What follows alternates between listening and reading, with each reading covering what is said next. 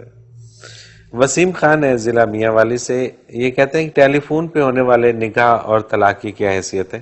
میرے بھائی اب عہد جدید کی بات ہے، اگر یہ یقین ہو کہ ٹیلی فون پہ بات کرنے والا بندہ وہی ہے، اس کی شہادت ہو، ٹھیک ہے، تو قابل قبول ہے. کوئی اور نہ ہو، خواہ نکاح ہو یا طلاق اوکے، ہو، یہ تسلی ہونی چاہیے کہ جس کی طرف سے ہو رہا ہے بندہ وہی ہے، بالکل ٹھیک ہے. اس کی ضمانت ہونی چاہیے.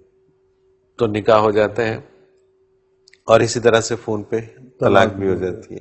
اگر فون پہ میسج کر کے طلاق بھیجی جائے تو بھی ہو جاتی ہے، ہو جاتی ہے. لیکن وہ بندہ خود میسج کرے، کوئی نہ کہے کہ وہ تمہیں طلاق دے رہا ہے، وہ نہیں ہوتی.